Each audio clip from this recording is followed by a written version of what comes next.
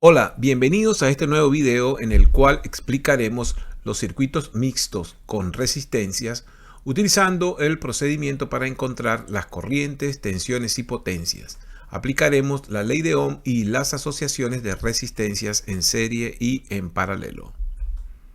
Una de las consignas típicas de estos circuitos es encontrar las corrientes, tensiones y potencias en cada elemento del circuito y demostrar que la potencia entregada por la fuente es aproximadamente igual a la suma de la potencia consumida en cada resistencia. Acá tenemos nuestro circuito con el valor de tensión como dato, así como también los diferentes valores de cada una de las resistencias. Comenzamos identificando las corrientes del circuito y para ello tomamos como punto de referencia el positivo de la fuente y allí vamos a ir con la trayectoria señalando la corriente que va a circular desde el positivo de la fuente hasta este nodo. Esa corriente la vamos a identificar como la I total, que también podemos decir que es igual a I1, ya que es la corriente que pasa por la resistencia R1. Cuando esa corriente llega a este nodo, se va a dividir en una corriente que va a circular a través de R2, que la identificaremos como I2.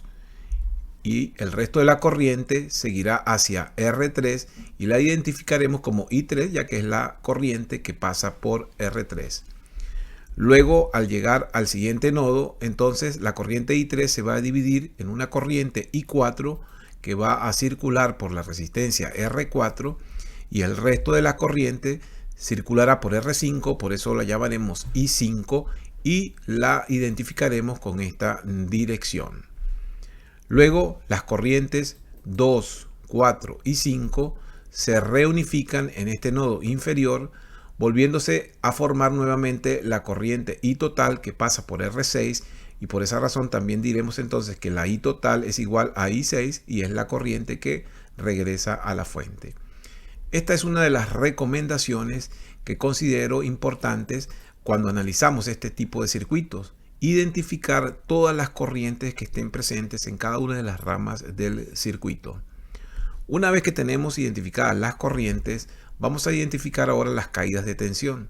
Recordemos que el punto de entrada de la corriente en una resistencia es el potencial positivo y el punto de salida el potencial negativo. Por lo tanto, la diferencia de potencial, es decir, la caída de tensión en R1, estará identificada con la polaridad más menos que estamos señalando en la resistencia R1. Lo mismo sucederá en el resto de las resistencias. La corriente I2 producirá una caída de tensión en R2. Por otro lado, la corriente I3 producirá una caída de tensión en R3 y así sucesivamente ocurrirá en R4 con I4 y en R5 con I5. La importancia de identificar corrientes y tensiones en este tipo de circuito es que nos va a permitir luego visualizar cuáles elementos están conectados en serie y cuáles elementos están conectados en paralelo. En este caso entonces, una vez que tenemos ya identificadas todas las tensiones y corrientes, vamos a hacer la pregunta de qué elementos están conectados en serie.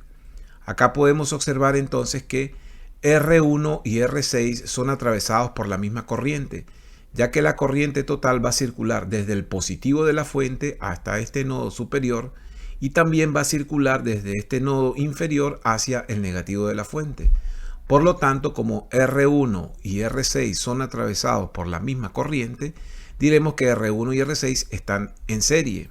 En consecuencia, a esas dos resistencias le podemos aplicar la ecuación de resistencias en serie y formamos una R equivalente denominada R16, que es la suma de R1 más R6.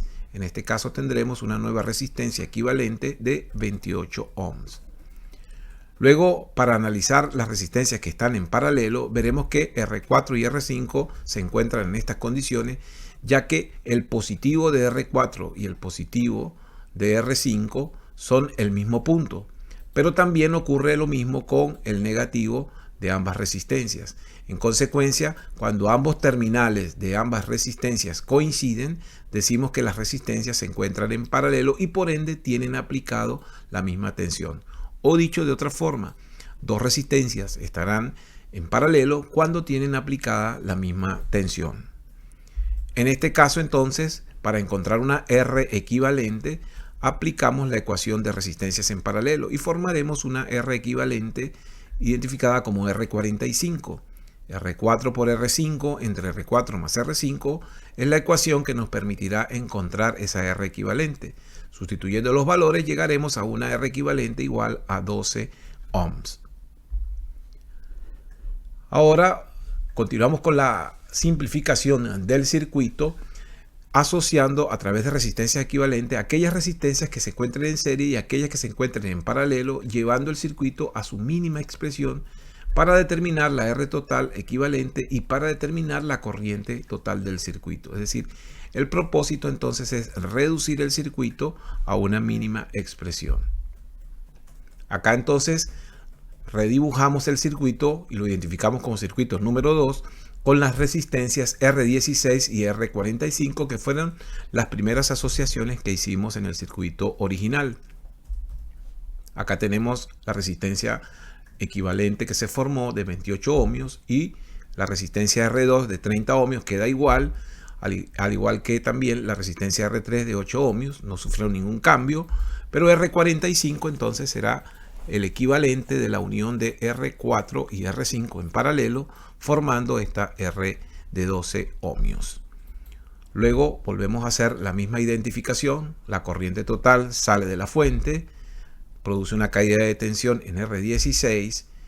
Al llegar a este nodo se divide en I2, la cual va a producir una caída de tensión en R2.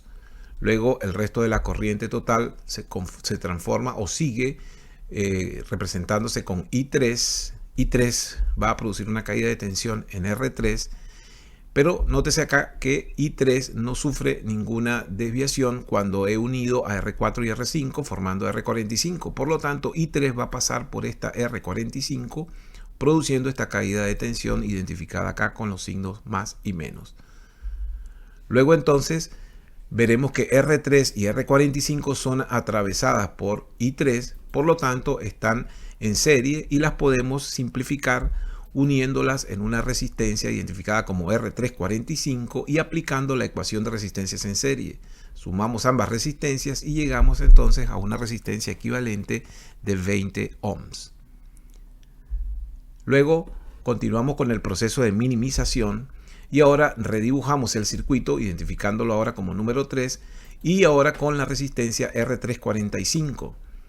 En este nuevo circuito sigue la resistencia de 28 ohms y la resistencia de 30 ohms, R16 y R2 respectivamente, pero ahora apareció la resistencia R345 equivalente de 20 ohms. En este circuito seguimos identificando la corriente I total con la caída de tensión en R16 y se mantiene todavía la corriente I2 como incógnita que pasa por R2 y produce esta caída de tensión. Luego también se mantiene la corriente I3 que produce esta caída de tensión ahora en R345. Nótese que acá ya veremos que este positivo coincide y este negativo también coinciden, por lo tanto ya estas dos resistencias podemos ir apreciando que están conectadas en paralelo. En esas condiciones entonces podemos asociar a dichas resistencias formando una resistencia que podría ser R2345 o para simplificar la nomenclatura la podemos llamar por ejemplo RP de paralelo. Hacemos la aplicación de la ecuación de resistencias en paralelo, sustituimos los valores y llegamos a la conclusión de que esta resistencia equivalente en paralelo es de 12 ohms. Luego, siguiendo con el proceso de minimización, entonces redibujamos el circuito, mantenemos a R16, pero ahora colocamos la resistencia paralela que hemos obtenido en el circuito anterior. En este caso, la resistencia R16 mantiene su valor y ahora la resistencia paralela es de 12 ohms. La única corriente entonces que va a quedar en nuestro circuito simplificado número 4 sería la I total, ya que por acá al observar vemos que hay un solo circuito serie, un circuito serie simple, donde no tenemos ninguna desviación de las corrientes. En este sentido entonces se produce una caída de tensión también en RP, que nos va a servir para desarrollar el cálculo de las siguientes variables. Acá podemos observar entonces que la corriente total circula por R16, por RP. En consecuencia, estas dos resistencias están en serie. Aplicamos la ecuación de resistencias en serie, R16 más RP, y llegamos a una resistencia de 40 ohms. Esta resistencia de 40 ohms nos va a permitir entonces llegar al circuito más simplificado posible, que es el circuito identificado como número 5, en el que tenemos nuestra fuente en serie con una resistencia única llamada resistencia total o resistencia total equivalente, cuyo valor será entonces 40 ohms. Esa resistencia entonces es la que va a ser atravesada por la corriente total, que es nuestra incógnita inicial. Y acá entonces, una vez que tenemos ya la resistencia total, podremos, aplicando la ley de Ohm, determinar el valor de esa corriente. Dividimos la tensión entre la resistencia total y llegamos a la conclusión de que la cantidad de corriente total que sale de la fuente para todo ese circuito es de 3 amperes. En este caso entonces ahora, una vez que tenemos ya la corriente total, regresamos al circuito 4 para calcular las caídas de tensión posibles en función de esa corriente total que hemos calculado. Acá vemos entonces en el circuito 4 la corriente total circulando por dos resistencias, la R16 y la RP, con lo cual podemos hacer un cálculo de dos caídas de tensión. Aplicando la ley de Ohm entonces, calculamos primero la caída de tensión en esta resistencia paralela, multiplicando la I total por RP. En este caso tenemos una caída de tensión acá de 36 voltios. Luego aplicamos la misma ley de Ohm en R16 y total por R16 y nos dan 84 voltios de tensión en esta nueva resistencia. En consecuencia, en este circuito básico podemos decir que los 120 voltios de la fuente van a ser igual a la suma de la tensión en R16 más la suma de la tensión en RP, que es lo que tenemos acá expresado. De esta forma entonces regresamos ahora al circuito 3 para luego calcular las caídas de tensión y corrientes posibles en función de ese voltaje BP que hemos calculado en el paso anterior. Acá vemos ahora el circuito 3 con todos los elementos que habíamos identificado previamente y podemos observar que tenemos la I total, cuyo valor ya lo conocemos, pero nótese que ahora esta tensión paralela es la misma tensión que está aplicada a R2 y es la misma tensión que está aplicada a R345, ya que estos dos elementos están en paralelo. En consecuencia, como R2 y R345 están en paralelo, se cumple que ese voltaje paralelo que habíamos calculado previamente va a ser igual al voltaje en 2 y el voltaje en la resistencia 345. En consecuencia, el voltaje 2 sería 36 voltios y de esta forma ya hemos calculado nuestra primera incógnita, la tensión en R2. Luego, con el voltaje B2 igual a 345, a B345, podremos calcular la corriente I2 y la corriente I3, ya que al saber cuántos voltios hay en los extremos de R2 y en los extremos de R345, podemos saber cuánta corriente pasa por dichas resistencias. Aplicando entonces la ley de Ohm, calculamos I2, dividiendo los 36 voltios entre 30 ohms, nos da 1,2 amperes, y luego calculamos la segunda incógnita de nuestro sistema, I2 igual a 1,2 amperios. Seguidamente calculamos I3 con la tensión entre estos dos puntos, que serían los mismos 36 voltios de R2, dividido entre esta resistencia de 20 ohms. Esto nos da una corriente de 1,2 amperes. En consecuencia, la I3 será de 1,8 amperes. En este caso entonces se debe cumplir que esta corriente total, que fueron los 3 amperios que salieron de la fuente, al llegar a este nodo se dividieron en I2 y se dividieron en I3, ya que si sumamos estos dos valores, veremos que es I2 más I3 va a ser exactamente el valor de la I total. Luego regresamos entonces al circuito 2 para calcular ahora las caídas de tensión posibles en función de la corriente I3 que calculamos previamente. Acá tenemos el circuito 2, ya tenemos estos valores calculados. Ahora venimos entonces a la parte que todavía no hemos resuelto. Tenemos el valor de I3 y por acá va a circular entonces esta corriente que nos va a permitir conocer la caída de tensión en esta resistencia y la caída de tensión en esta otra resistencia equivalente. Tendremos entonces que B3 es igual a I3, que es la corriente que pasa por acá, multiplicado por esta resistencia. Es decir, allí tendremos entonces una caída de tensión de 14,4 voltios. En consecuencia, tenemos nuestra incógnita de voltaje B3 identificada y luego procedemos a calcular la caída de tensión en la otra resistencia, B45, que es una resistencia equivalente, que sería I3, que es la corriente que pasa por aquí, multiplicado por el valor de esta resistencia. 1,8 por 12 nos da 21,6 voltios. Acá podemos observar entonces que se cumple que la tensión 2, es decir, la tensión entre este punto y este punto, va a ser igual a la suma de esta tensión B3 más esta tensión B45. Es decir, se cumple que la sumatoria de las dos tensiones de este lado derecho, de esta rama derecha, es igual a la tensión V2. Regresamos entonces al circuito 1, que es nuestro circuito original, y allí entonces vamos a completar el cálculo de corrientes y tensiones en cada resistencia. Acá tenemos el circuito original y ya tenemos gran parte de las incógnitas resueltas. En primer lugar, diremos que la corriente total va a circular por R1 y R6. Ya lo habíamos mencionado anteriormente, I1 e I6. En consecuencia, podemos decir que la I total es igual a I1 y también es igual a I6. Por lo tanto, indirectamente ya tenemos resueltas las incógnitas I1 y la incógnita I6. Luego entonces, aplicando la ley de Ohm, diremos que la caída de tensión en esta resistencia es I1 por R1, corriente por resistencia, y nos da 30 voltios. Luego tenemos entonces ya la incógnita de voltaje en R1, 30 voltios, resuelta.